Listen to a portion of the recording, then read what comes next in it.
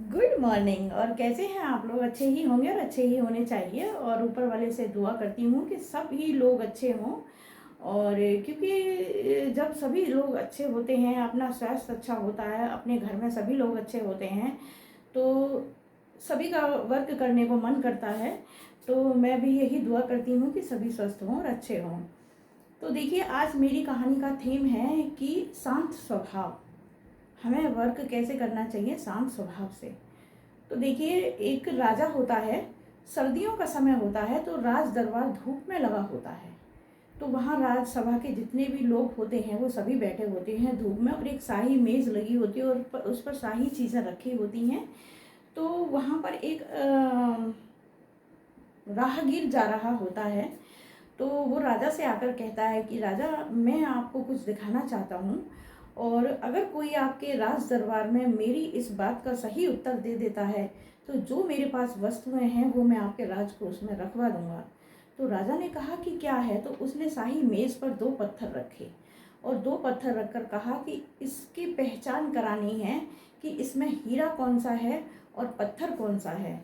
क्योंकि अभी तक आसपास के जितने भी राज क्षेत्र हैं मैं सभी में जीत करके आया हूँ। अगर आपके यहाँ इसका सही उत्तर कोई दे देता है तो मैं आपके राजकोष में रख दूंगा, हार कर चला जाऊंगा। अगर कोई नहीं बता पाता है तो जो इसकी हीरे की कीमत है उसके बराबर मुझे मुद्राएं चाहिए। तो राजा ने कहा ठीक है, कोशिश करने में क्या जा रहा है।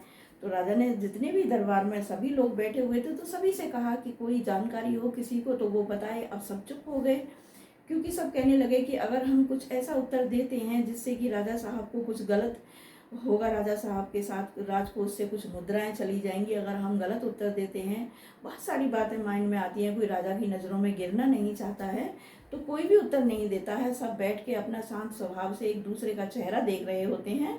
तो वहीं भीड़ में से एक आदमी लाठी लेकर के आता है जो जन्म से ही अंधा होता है। तो वो कहता है कि राजा साहब, मैं कुछ कहना चाहता हूँ। तो राजा ने सोचा हारना तो है ही है, वैसे भी अगर इसकी बात भी सुन ली जाए तो क्या प्रॉब्लम है।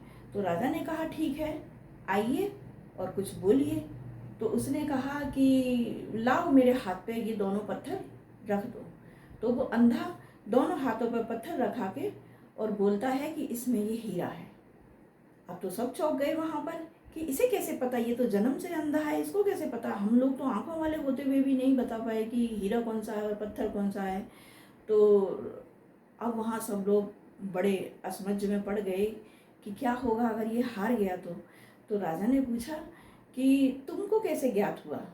तो उसने कहा कि राजा साहब, यहाँ हम धूप में, जब से ये सभा चल रही है हम लोग धूप में बैठे हुए हैं, और धूप के कारण जो कांच होगा वो गर्म हो चुका होगा और जो हीरा होगा वो ठंडा होगा। अब तो राजा एकदम चौंक गया, और वहाँ किसी के भी माइंड में ये चीज़ दूर दूर तक नहीं थी। तो उसकी वजह से वो वहाँ पर वो हीरा जीत गए और वो राजकोष में धरवा दिया गया।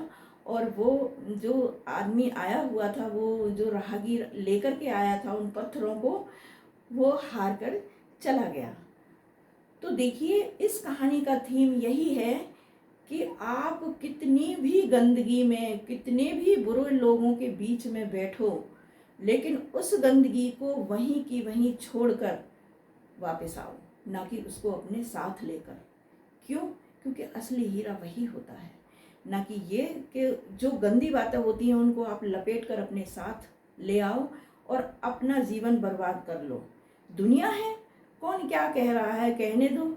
जब लोग कामयाब होते हैं ना तो लोग उल्टा ही बोलते हैं उसके बारे में, ये हमेशा याद रखना। कामयाबी के पीछे ऐसे ही लोग होते हैं जो किसी के हाथ धो के पीछे पड़ जाते हैं कि इसको बर्बाद करना है, इसको कामयाब नहीं होने देना।